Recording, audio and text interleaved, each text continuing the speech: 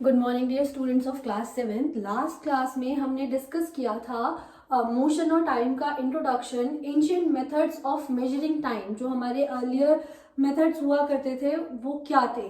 Today's class we will discuss modern methods of measuring time. जो हम modern devices discover हुए हैं उसके बाद उनको किस तरीके से टाइम को मेजर करने के लिए यूज करते हैं। तो वन बाय वन यहाँ पर मैंने उनके नेम्स लिखे हुए हैं। पेंडुलम क्लॉक के बारे में मैंने आपको थोड़ा सा इंट्रोडक्शन दे दिया था कि मॉडर्न जो भी वॉचेस आए या मॉडर्न जो भी डिवाइसेस आए टू मेजर टाइम, उन सारे ही मेजरमेंट डिवाइसेस में हमारी पेंडुलम क्लॉक का एक बहुत इंपॉर्टेंट रोल था।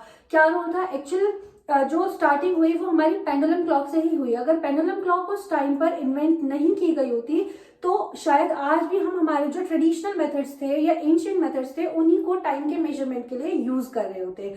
पेंडुलम क्लॉक का एक छोटा सा रिव्यू मैं आपको दे देती हूँ। क्या हुआ करता था जब हमने लास्ट क्लास में डिस्कस किया था एक्चुअली कि एक स्ट्रिंग से हमारा एक बॉब मास, मेटालिक मास अटैच्ड होता है और उस मेटालिक मास को जब हम पुश करते हैं टू द आइदर साइड, यहाँ लेकर आते हैं और इसको ड्रॉप कर देते हैं, तो ये अपना एक ऑसिलेशन भी यहाँ जाता है और वापस यहाँ आता है। तो वन ऑसिलेशन कंप्लीट करता है और उस ऑसिलेशन को कंप्लीट करने में ये जो टाइम पीरियड लेता है वो टाइम पीरियड हम किसी भी इवेंट को मेजर करने के लिए यूज कर सकते थे।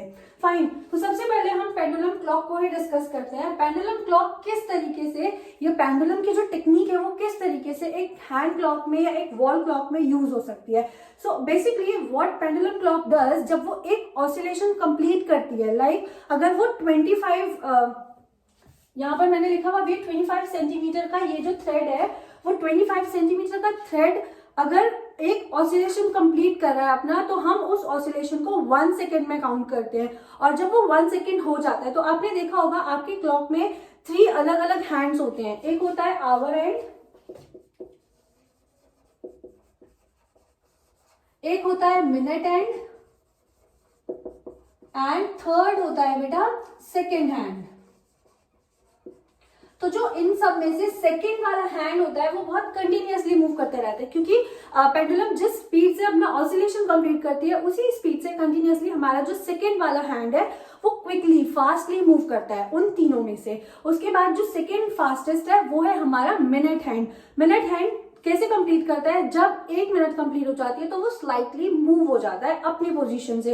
इन द मीनवाइल टाइम जब पूरा 1 आवर कंप्लीट हो जाता है यानी 60 मिनट्स कंप्लीट हो जाती हैं, तो जो आर वाला हैंड होता है वो आर वाला हैंड अपनी 1 नंबर पोजीशन से दूसरी नंबर पोजीशन पर, लाइक अभी वो 9 पर था तो वो डिस्प्लेस होकर कौन से नंबर पर पहुंच जाएगा?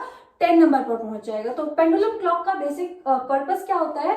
जो पेंडुलम होती है दैट डज द ऑसिलेशन, वो ऑसिलेशन करती है और जैसे जैसे ऑसिलेशंस कंप्लीट होते जाते हैं वैसे वैसे सेकेंड हैंड मूव करता है, मिनट हैंड मूव करता है और टाइम आर हैंड जो है वो आर हैंड मूव करता है और इवेंचुअली हमारा जो टाइम है वो टाइम इंक्रीज होता रहता है या वो टाइम चेंज होता रहता है and we are able to measure that time या we are able to observe that time finally. ठीक है, coming next is wrist watch. Wrist watches जो हम हमारे घर में हाथ में पहनते हैं। रिस्ट इज अवर कलाई, जो हम अपनी कलाई में पहनते हैं और उसका क्या मैकेनिज्म है, वो किस मैकेनिज्म पर वर्क करता है। तो हमारा जो रिस्ट वॉच है, रिस्ट वॉच के अंदर एक बैलेंस व्हील होता है। बैलेंस व्हील मतलब एक इस तरीके का सर्कुलर व्हील जो क्लॉकवाइज और एंटी क्लॉकवाइज रोटेट होता रहता है। तो वो क्या करता है, वो हैंड्स ऑफ अ क्लॉक के मूवमेंट को कंट्रोल करने के लिए और टाइम को इंक्रीज करने के लिए या टाइम को मूव करने के लिए रिस्पॉन्सिबल होता है। वहां पर वो जो बैलेंसिंग क्लॉक है या बैलेंसिंग व्हील जिसको हम बोल रहे हैं वो एक इंपॉर्टेंट रोल प्ले करता है टाइम को इंक्रीज करने में। ठीक है, स्टॉप वॉच। स्टॉप वॉच का मीनिंग जैसे आपको समझ भी आ रहा होगा, एक ऐसी वॉच जिसको आप रोक सकते हैं। स्टॉप मतलब किसी चीज को रोकना और वॉच इज बेसिकली घड़ी। तो एक ऐसी घड़ी जिसके टाइम को आप रोक सकते हैं। स्टॉप वॉच का जो मेन पर्पस है बेटा वो यही है कि आपको अगर कोई time duration particular time interval के लिए नोट करना है तो आप उसको किस तरीके से नोट कर सकते हैं। लाइक सपोज कीजिए आपको ये चेक करना है कि मैं अगर कोई चीज, एक सेंटेंस लिख रही हूँ इस फ्रेम में, तो उस फ्रेम में उस सेंटेंस को लिखने के लिए मुझे कितना टाइम लग रहा है, हाउ विल आई एक्यूरेटली जज इट। तो उस टाइम पीरियड को जज करने के लिए मुझे जो वॉच की जरूरत होती है that is a stop watch. Stop watch का यूज करके, स्टॉप वॉच हम गेम्स खेलने के लिए यूज करते हैं, कोई भी इवेंट कैलकुलेट करते हैं। लाइक अगर मुझे एक ट्रैक पे रन करना है, एक 100 मीटर का या 400 मीटर का ट्रैक है और मुझे ये कैलकुलेट करना है कि मुझे उस 100 मीटर या 400 मीटर के ट्रैक पर दौड़ने के लिए कितना टाइम लगेगा, तो what I will do is कि मैं जब अपनी रनिंग स्टार्ट करूंगी तब मैं उस स्टॉप वॉच को ऑन कर दूंगी, और जब मैं रुकूंगी तो साइमल्टेनियसली मैं अपनी स्टॉप वॉच को भी रोक दूंगी। तो वो हमारा स्टॉप वॉच का क्या काम हो जाएगा, स्टॉप वॉच का काम हो जाएगा उस पर्टिकुलर टाइम पीरियड को नोट करना जहां पर हमने वो एक्टिविटी परफॉर्म की है। ठीक है, स्टॉप वॉच जो होती है उसकी एक्यूरेसी इतनी ज्यादा होती है कि हम 1/10 ऑफ अ सेकेंड भी मेजर कर सकते हैं। लाइक जो हमारी नॉर्मल रिस्ट वॉचेस होती हैं उसमें हम सिर्फ 1 second at a time measure कर सकते हैं, लेकिन स्टॉप वॉच इतनी ज्यादा एक्यूरेट है कि अगर हम 1 सेकेंड के 10 पार्ट्स, 10 इक्वल पार्ट्स कर दें तो वो जो 10 इक्वल पार्ट्स हैं हम उसको बहुत आराम से, बहुत इजीली स्टॉप वॉच के थ्रू मेजर कर सकते हैं। तो स्टॉप वॉचेस बेसिकली एक्यूरेसी को, टाइम पीरियड को मेजर करने के लिए यूज की जाती हैं। Next, quartz watch. Present time में हमारी जितने भी वॉचेस बनती है या क्लॉक्स बनती है बेटा, वो सब क्वार्ट्ज के कंसेप्ट पर ही बनती हैं। क्वार्ट्ज एक तरीके का क्रिस्टल है जो हम नेचर से ऑब्टेन करते हैं। शाइनी अपीयरेंस होता है और बहुत इंपॉर्टेंट होता है टाइम इंटरवल को मेजरमेंट करने के लिए। ठीक है, तो क्वार्ट्ज वॉच ऑब्वियसली जब नाम सजेस्ट करे क्वार्ट्ज वॉच तो कहीं ना कहीं वो उस क्वार्ट्ज के क्रिस्टल को यूज करते होंगे अपने उस इलेक्ट्रॉनिक सर्किट में, जिससे हमारी जो वॉचेस हैं वो टाइम मेजरमेंट के लिए या टाइम को बताने के लिए यूज की जाती हैं। तो यहाँ पर क्वार्ट्ज वॉच में हम क्वार्ट्ज क्रिस्टल यूज करते हैं एक इलेक्ट्रॉनिक सर्किट में, ताकि हम अपने ऑसिलेशंस कंडक्ट करा सके। ऑसिलेशन कंडक्ट कराने के बाद उन ऑसिलेशंस को ऑब्जर्व कर सके और अपने टाइम को मेजर कर सके। ये जो क्वार्ट्ज वॉच है हमारे मॉडर्न टाइम में अगर हम बात करें तो मॉडर्न टाइम में हम इनमें से पेंडुलम, रिस्ट वॉच और बाकी सारी वॉचेस में जो टेक्निक यूज करते हैं या जो क्वालिटी हम यूज कर रहे हैं, प्रोडक्ट हम यूज कर रहे हैं उन वॉचेस को मैन्युफैक्चर करने के लिए, दैट इज बेसिकली क्वार्ट्ज। जो हम टाइम उनमें देख पा रहे हैं वो हम टाइम क्वार्ट्ज की वजह से ही देख पा रहे हैं। फाइन, आगे डिस्कस करते हैं। हमने भी बहुत सारी चीजें पढ़ी, किस तरीके से हम टाइम को मेजर कर सकते हैं, कौन से हमारे मॉडर्न टेक्निक्स हैं, कौन सी हमारी एंशिएंट टेक्निक्स हैं, उनमें क्या डिफरेंसेस थे, क्या उनके ड्रॉबैक्स थे, क्यों हमें मॉडर्न टेक्निक्स की जरूरत पड़ी। अब टाइम की यूनिट्स को हम थोड़ा सा डिस्कस कर लेते हैं, क्योंकि हमें बहुत सारी नॉलेज हो गई है कि टाइम है क्या, टाइम को मेजर करने के लिए हम क्या क्या क्वांटिटी यूज करते हैं, क्या क्या डिवाइसेस यूज करते हैं। बट जो मिनिमम क्वांटिटीज हैं जहां पर हम टाइम को मेजर कर सकते हैं वो हम डिस्कस कर लेते हैं थोड़ा सा। जैसे सबसे पहले जो स्मॉलेस्ट यूनिट है, स्मॉलेस्ट यूनिट टाइम की होती है सेकेंड।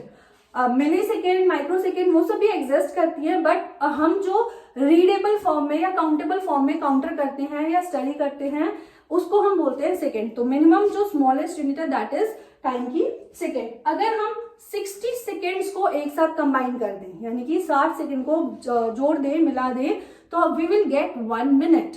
ठीक है, यही मैंने वो चीज मेंशन की है, 60 सेकेंड मेक्स 1 मिनट। 1 मिनट में कितने सेकेंड्स होते हैं इसको आप इस तरीके से भी देख सकते हो, 1 मिनट हैज गॉट 60 सेकेंड्स। ठीक है, अब उन्हीं मिनट्स को जो 1 मिनट्स मेरे पास आई हैं उनमें मैं 60 मिनट्स को अगर एक साथ ऐड कर दूं तो I will got an hour, मुझे एक आवर मिल जाएगा, यानी कि 1 आवर है 60 मिनट्स। मैथ में भी आप ये सारी कैलकुलेशंस, ये सारे एक्सप्लेनेशंस पढ़ते हैं। ठीक है, 1 आवर आ गया। अब 1 आवर में अगर मैं और 23 आवर्स ऐड कर दूं यानी कि दैट विल मेक 24 आवर्स।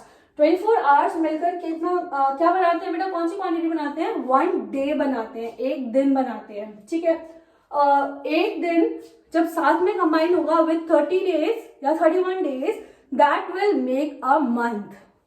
यानी कि आप उसको ऑपोजिट भी चल सकते हो, अगर आपको ऐसे नहीं समझ में आ रहा है तो जैसे मैंने आपको बताया कि 1 मिनट में कितने सेकेंड्स हैं, 60 सेकेंड्स। 1 आवर में कितने मिनट्स हैं, 60 मिनट्स। 1 डे में कितने आवर्स हैं, 24 आवर्स। ऐसे ही 1 मंथ में कितने डेज हैं, 30 डेज या फिर 31 डेज, या फिर कहीं पर एक्सेप्शन भी होता है तो वहां पर 28 डेज होते हैं। ठीक है, अब वही मंथ्स जब कंबाइन होंगे 12 तो क्या बना लेंगे, एक ईयर बना लेंगे। एक ईयर के बाद हम जो नेक्स्ट टाइम की यूनिट पढ़ते हैं मेजरमेंट के लिए, that counts to be decade. यानी कि जब हम 1 ईयर के साथ 9 ईयर्स और ऐड कर देंगे, यानी कि 10 ईयर्स को जब हम स्टडी करेंगे, 10 साल को हम जब इकट्ठा स्टडी करते हैं तो उसको हम बोलते हैं डिकेड। ठीक है, 1 डिकेड हैज 10 ईयर्स। एक डिकेड में कितने ईयर्स होते हैं बेटा, 10 ईयर्स होते हैं। फिर मैं 10 डिकेड्स को, 10 डिकेड्स मतलब 1 डिकेड हैज 10 ईयर्स, और 10 डिकेड्स में अगर 10 इंटू 10 करेंगे तो कितने ईयर्स हो जाएंगे, 100 ईयर्स, यानी कि 10 डिकेड 100 ईयर्स में कितनी सेंचुरी बनती है, 1 सेंचुरी। 1 सेंचुरी हैज 100 ईयर्स, जिसे आप हिंदी में शताब्दी भी बोलते हैं। हिंदी में आप अनेक शब्दों के लिए एक शब्द पढ़ते हैं ना, 100 वर्षों का एक समूह, जिसे आप शताब्दी बोलते हैं। So that is that century कि 1 सेंचुरी हैज 10 डिकेड, ठीक है, और 100 ईयर्स। और अगर इन्हीं ईयर्स को, इन्हीं सेंचुरीज को, यानी कि 10 सेंचुरीज को अगर मैं कंबाइन कर दूं, यानी कि 1000 ईयर्स को अगर मैं कंबाइन कर दूं, तो ये हो जाएगा मेरा 1 मिलेनियम। यानी कि एक मिलेनियम में कितने ईयर्स होते हैं बेटा, 1000 ईयर्स, ठीक। तो ये तो हो गया आपका टाइम की कुछ यूनिट्स। और उसके बाद टाइम का सब चीजें कंप्लीट हो चुकी हैं आपके चैप्टर से, जितना भी था टू एक्सप्लेन। नेक्स्ट जो टॉपिक हम डिस्कस करेंगे वो मोशन। तो मोशन का एक ब्रीफ इंट्रोडक्शन आपको अभी हम दे देते हैं इस क्लास में। नेक्स्ट क्लास में हम डिटेल टॉपिक पढ़ेंगे अबाउट मोशन। मोशन जैसे मैंने आपको लास्ट क्लास में भी बताया था बेटा, अगर आपको पूछा जाए how do you define motion, तो मोशन की जो डेफिनेशन आती है वो यही आती है, when an object changes its position with respect to time, then the object is said to be in motion. तो ये definition अगर मैं बोर्ड पर लिखूं तो how will I write it? I will write it like when the position of an object changes with time.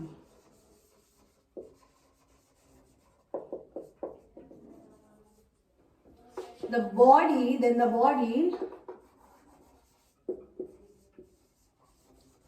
is said to be in motion, ठीक है। सो ये तो हो गई मोशन की बात। आगे अगर हम बात करें मोशन के बाद, हमारे जो मोशन हम डिस्कस करने वाले हैं वो हम करेंगे स्लो मोशन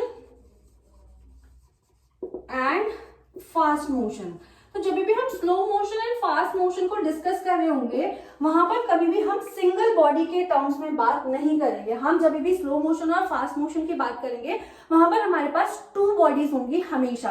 तो उन 2 बॉडीज के रिस्पेक्ट में हम कंपेयर करेंगे। जैसे मैं आप 2 बच्चों का आपकी क्लास से एग्जाम्पल ले लेती हूँ कि आपकी क्लास में 2 बच्चे हैं। एक बच्चा है जो फटाफट जो भी बोर्ड पे लिखा जाता है उसको कॉपी भी करता रहता है और सुनता भी रहता है, और दूसरा बच्चा है जो सिर्फ सुन रहा है, वो कॉपी नहीं कर पा रहा है, यानी कि he is या she is slow in writing। यानी अगर मैं कंपेयर करूं, when the position of an object is slower than the other one, यानी कि चेंजेस दोनों की बॉडी में हो रहे हैं। अगर मैं ये बोलूं this is one student, this is another student, और दोनों ही मूव कर रहे हैं, एक बहुत तेज स्पीड से मूव कर रहा है, एक धीरे धीरे आराम से मूव कर रहा है, तो मोशन दोनों में हो रहा है, बट एक दूसरे के पोजीशन के रिस्पेक्ट में एक्चुअली हो क्या रहा है, this is at the front pace, this is at the front desk, और this is at the back pace, या this is at the back position.